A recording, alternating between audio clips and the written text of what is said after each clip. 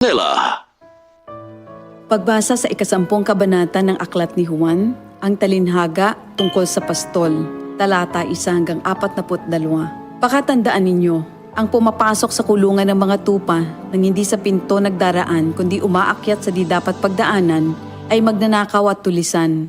Ang tunay na pastol ay sa pintuan nagdaraan. Pinapapasok siya ng gwardya at pinapakinggan ng mga tupa ang kanyang tinig. Tinatawag niya ang kanyang mga tupa sa kanilang pangalan at inilalabas sa kulungan.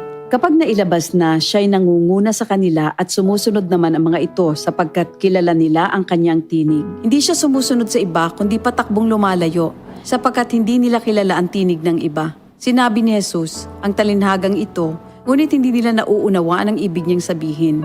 Kaya't muling sinabi ni Jesus, pakatandaan niyo, ako nga ang pintuang dinaraanan ng mga tupa. Ang mga nauna sa akin ay mga magnanakaw at mga tulisan, ngunit hindi sila pinapakinggan ng mga tupa.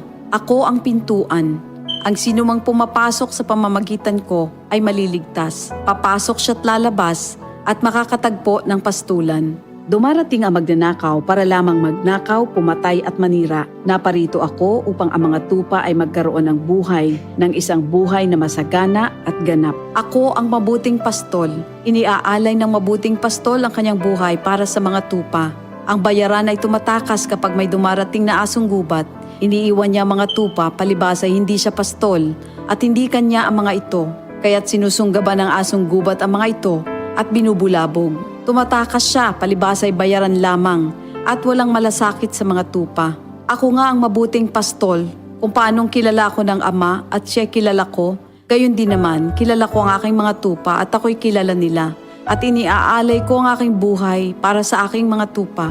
Mayroon akong iba pang mga tupa na wala pa sa kulungang ito. Kinakailangan sila'y ipasok ko rin at papakinggan naman nila ang aking tinig. Sa gayon magiging isa na lamang ang kawan at isa ang pastol.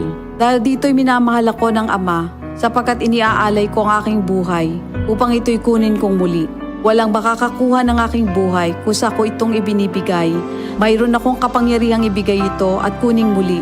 Ito ang utos na tinanggap ko sa aking Ama.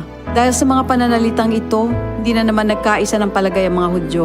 Marami sa kanila nagsabi, talagang sinasapian na ito ng demonyo at nababaliw. Bakit ba kayo nakikinig sa kanya? Sinabi naman ng iba, hindi nakakapagsalita ng gano'n ng isang sinasapian ng demonyo. Nakakapagpagaling ba ng bulag ang demonyo? Taglamig na noon at kasalukuyang ipinagdiriwang sa Jerusalem ang pista ng pagtatalaga ng templo. At habang naglalakad si Jesus sa templo, sa portiko ni Solomon, pinaligiran siya ng mga Hudyo at sinabi sa kanya, hanggang kailan mo ba kami ilalagay sa alanganin? Kung ikaw nga ang Kristo, sabihin mo na ng tuwiran. At sumagot si Jesus, sinabi ko na sa inyo, ngunit ayaw ninyong maniwala. Ang mga ginagawa ko sa pangalan ng aking Ama ay nagpapatotoo tungkol sa akin.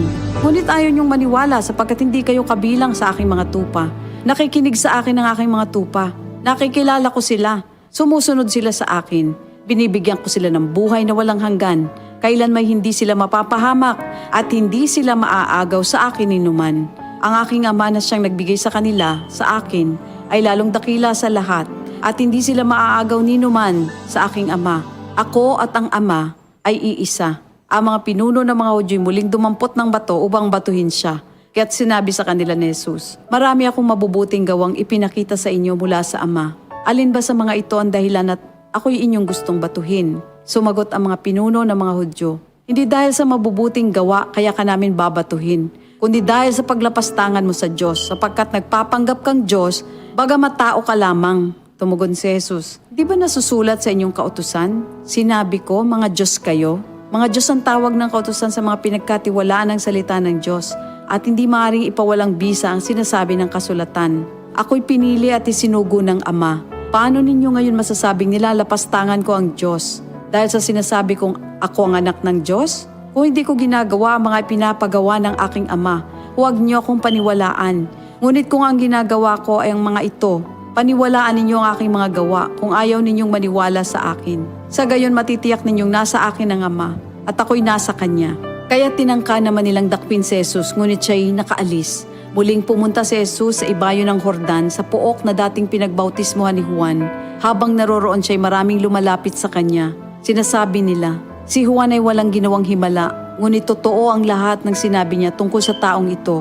at doon maraming sumampalataya kay Jesus. Ito ang salita ng Diyos. DCXL 558.